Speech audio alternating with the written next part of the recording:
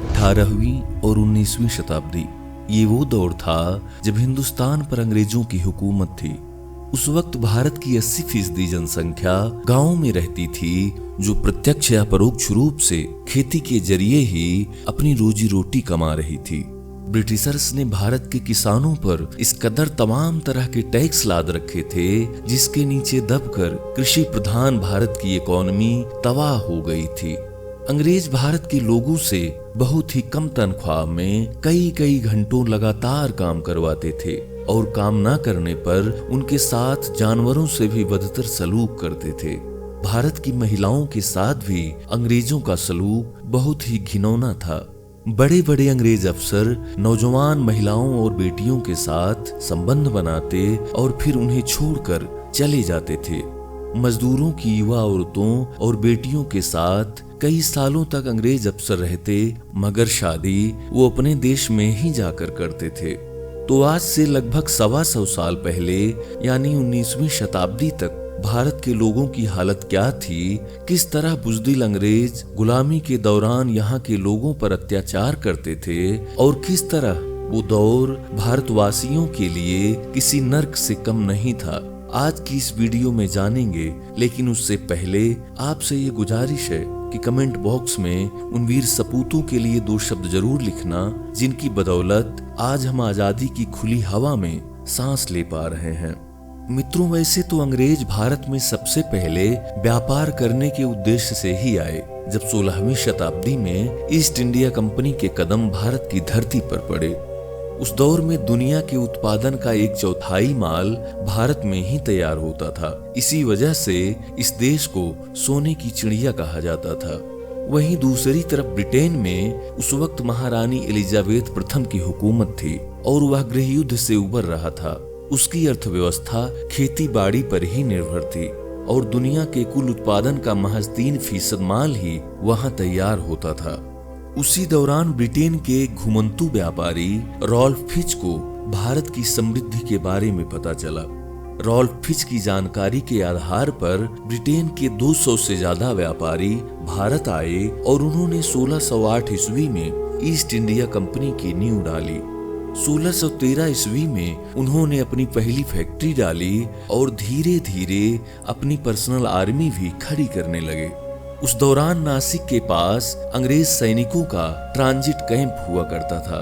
उस वक्त भारत में मुगलों का शासन था, इसलिए कंपनी के व्यापारी मुगलों की रजामंदी से भारत से सूत, नील, पोटेशियम नाइट्रेट, चाय खरीदते और विदेशों में उन्हें महंगे दामों में बेचकर खूब मुनाफा कमाते।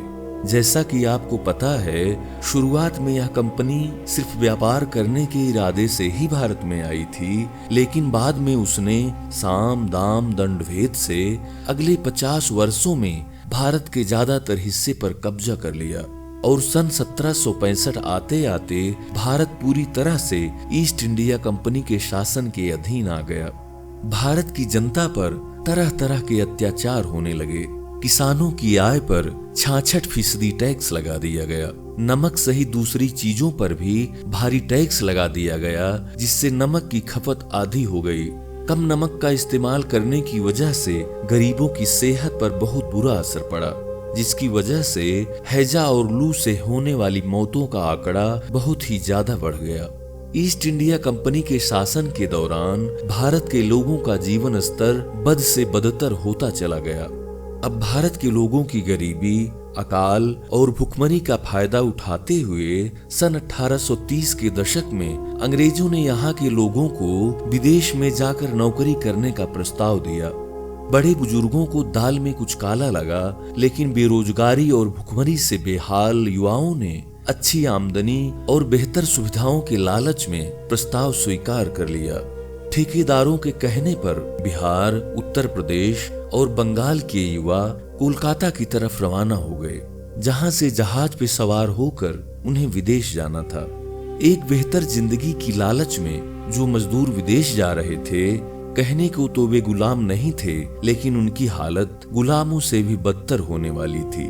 दरअसल कलकत्ता में डेरा जमाए बैठी यूरोपियन कंपनियां परदेश जाने वालों से जहाज पर बैठने से पहले एक कॉन्ट्रैक्ट पर दस्तखत करवा रही थीं, जिसके तहत हर एक मजदूर को महीने में तनख्वाह के तौर पर 8 रुपए मिलेंगे।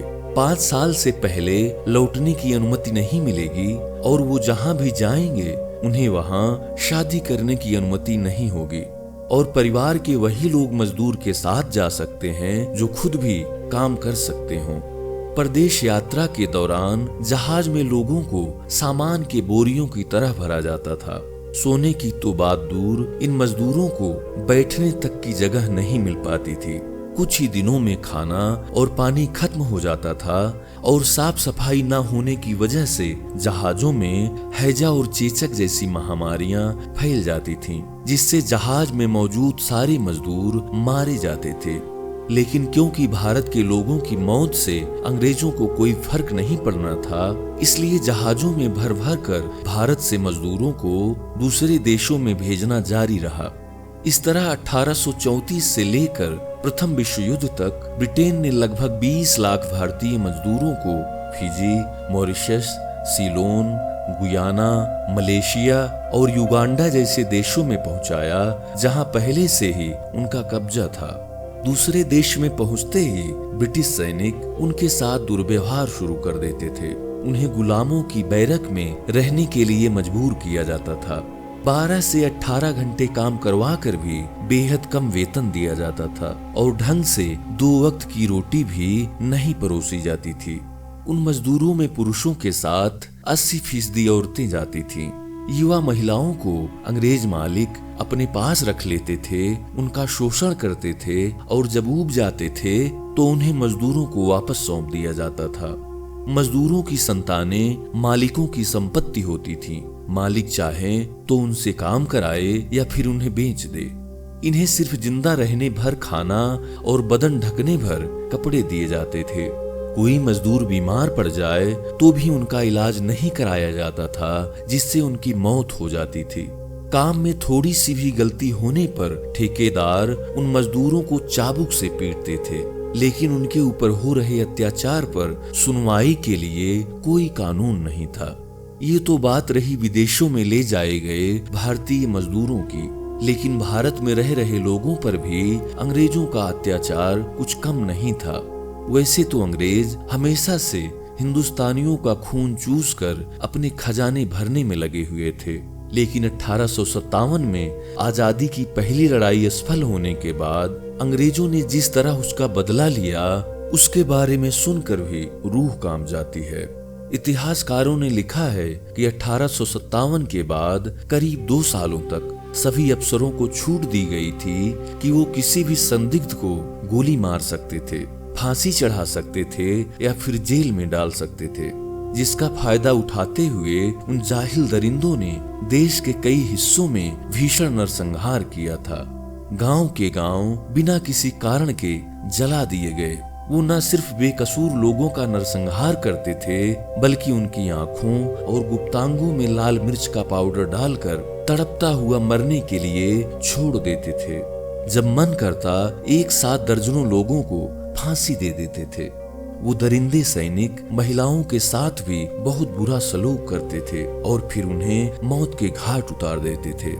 कई लोगों ने तो अपनी पत्नियों को खुद ही मौत के घाट उतार दिया, क्योंकि उन्हें डर था कि वो कहीं अंग्रेज सैनिकों के हाथ ना आ जाएं। मित्रों, ऐसे नर्क भरे जीवन से जिन महान सपूतों ने हमें मुक्ति दिलाई और देश की आजादी के लिए अपने प्राणों की आहुति दी, ऐसे वीर क्रांतिकारियों को हमारा सलाम।